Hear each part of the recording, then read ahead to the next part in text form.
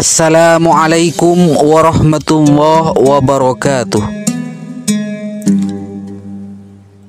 Teman-temanku kaum muslimin seiman seagama yang dirahmati Allah Subhanahu wa ta'ala. Pada episode kali ini saya masih akan membahas seputar sahabat Nabi Muhammad SAW, yang dengannya kita bisa mengambil manfaat dan hikmah yang sangat luar biasa. Inilah kisahnya. Dalam barisan para pejuang Islam ada nama-nama besar yang diukir tinta emas sejarah. Tapi di antara mereka ada satu sosok yang tidak banyak dikenal, namun Rasulullah sendiri mengakui keberaniannya. Dialah Simak bin Khorosyah, tapi dunia mengenalnya dengan nama Abu Dujanah. Dia berasal dari suku Khazraj, seorang Ansor bersama para sahabat-sahabat lainnya. Dia memeluk Islam dengan keyakinan yang kuat. Dia datang kepada Rasulullah SAW kemudian berkata, "Kami datang dari Madinah dengan dada yang rela dibelah demi menyambut kebenaran." Ia bukan hanya sekedar pemberani, tapi juga seorang ahli perang. Ia dikenal karena kekuatannya yang luar biasa dan kesetiaannya yang tak tergoyahkan. Dalam perjuangannya mempertahankan Islam bersama Rasulullah SAW, Abu Dujanah ikut serta dalam perang Badar dan perang Uhud.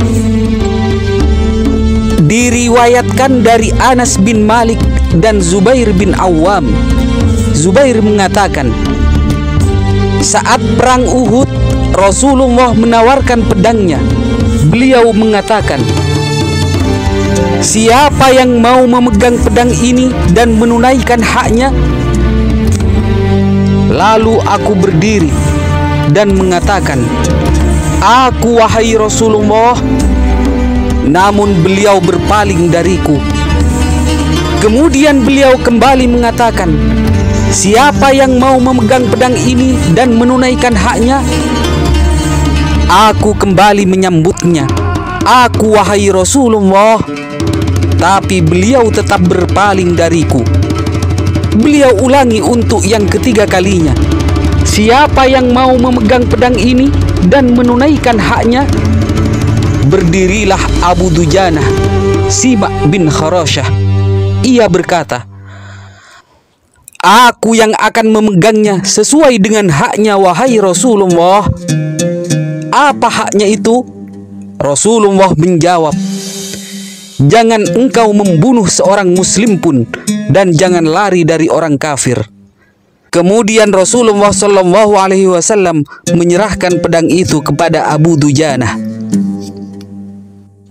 Setelah Abu Dujanah menerima pedang dari Rasulullah SAW, kemudian ia mengikatkan sorban mirahnya di kepalanya, yang merupakan tanda bahwa ia siap berjuang hingga mati di jalan Allah. Dengan pedang beliau di tangannya, ia berjalan di depan Rasulullah sambil mengenakan sorban mirahnya. Ia jalan dengan congkaknya di antara barisan umat Islam dan musuh. Ibnu Ishaq mengatakan, saat melihat Abu Dujanah berjalan dengan congkak, kemudian Rasulullah bersabda, "Cara berjalan seperti itu dibenci oleh Allah, kecuali dalam situasi pertempuran seperti ini." Abu Dujanah kemudian berangkat untuk menghadapi musuh. Ia menunjukkan keberaniannya dalam pertempuran, dan tidak ada yang bisa menghadapinya tanpa mengalami kekalahan. Sambil berperang, Abu Dujanah mengucapkan kata-kata, "Aku adalah orang yang telah berjanji pada kekasihku. Jika aku harus mati di bawah pohon kurma, maka aku tidak akan membiarkan waktu terbelenggu untuk berperang dengan pedang Allah dan Rasul-Nya." Qutadah bin Nu'man berkata, Di perang Uhud, aku berada di depan Rasulullah SAW. Kujadikan bagian depan tubuhku tameng untuk bagian depan tubuh beliau. Sementara Abu Dujanah menjaga sisi belakang Rasulullah hingga punggungnya dipenuhi dengan panah di hari Uhud itu. Ibnu Abbas radhiyallahu anhu berkata, Ali dengan pedangnya datang menemui Fatimah. Saat itu Fatimah sedang membersihkan darah di wajah Rasulullah SAW. Ali berkata, ambillah pedang ini, ia telah berperang dengan baik. Kemudian Rasulullah SAW menimpali, kalau engkau baik dalam perang hari ini, maka Sahal bin Hunayf juga melakukan yang terbaik. Demikian juga dengan Asim bin Thabit, Haris bin Asammah, dan Abu Dujanah. Az-Zubair berkata, sungguh akan kuikuti dia untuk melihat apa yang akan ia perbuat. Kulihat setiap ada musuh di hadapannya, ia habisi dan ia buat lari, hingga ia terhenti di hadapan barisan perempuan di kaki bukit. Perempuan-perempuan itu melantunkan syair-syair rayuan kepada Abu Dujanah. Lalu ia arahkan pedangnya ke perempuan itu untuk menebaskannya, tapi kemudian ia tahan. Usai peperangan, kutanyakan padanya perihal itu. Seluruh yang kau perbuat telah kulihat, kecuali ketika engkau menghunuskan pedang pada seorang perempuan, namun kau tak jadi menebaskannya. Abu Dujanah menjawab, sungguh demi Allah, aku memuliakan pedang Rasulullah agar ia tidak membunuh seorang wanita.